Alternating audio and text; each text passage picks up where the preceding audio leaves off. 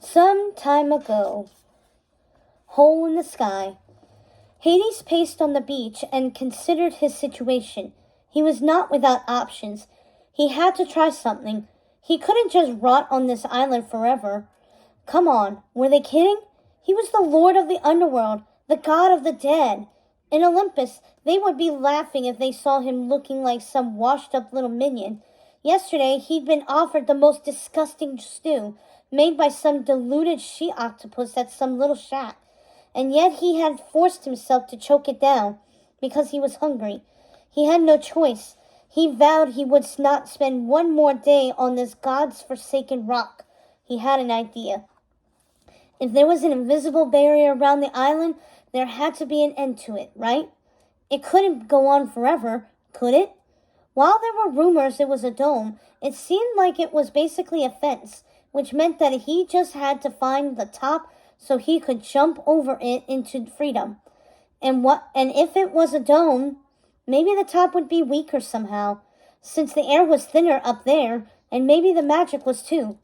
He had corralled a bunch of pirates and promised them treasure chests full of gold if they helped him.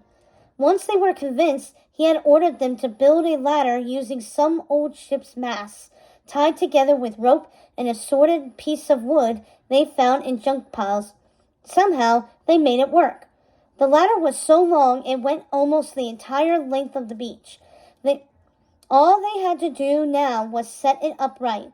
Then Hades would climb it all the way to the top, punch a hole in the dome with his little invention that he was carrying in a bag strapped across his chest, scale the barrier, and then slide down. He was a god, immortal. Even if he fell from a great height, he'd survive.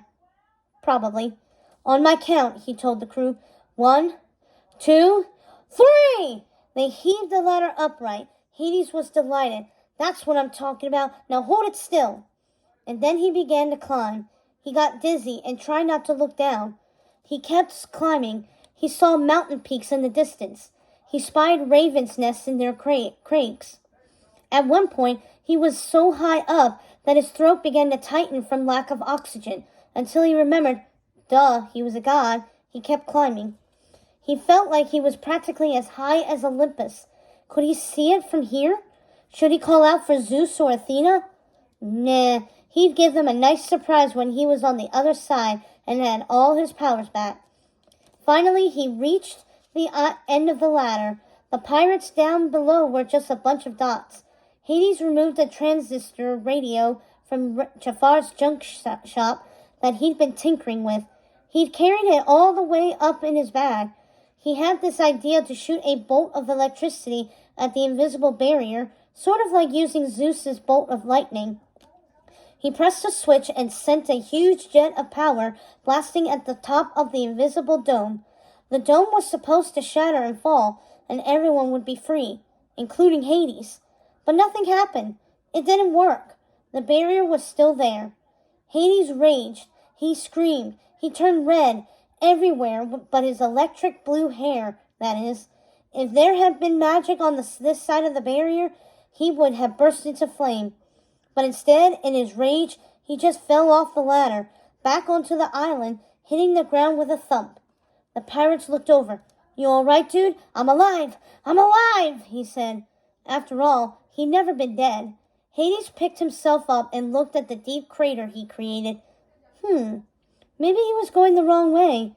Maybe he should have been digging instead of climbing all along. "Pirates," he called, "I've got a new idea."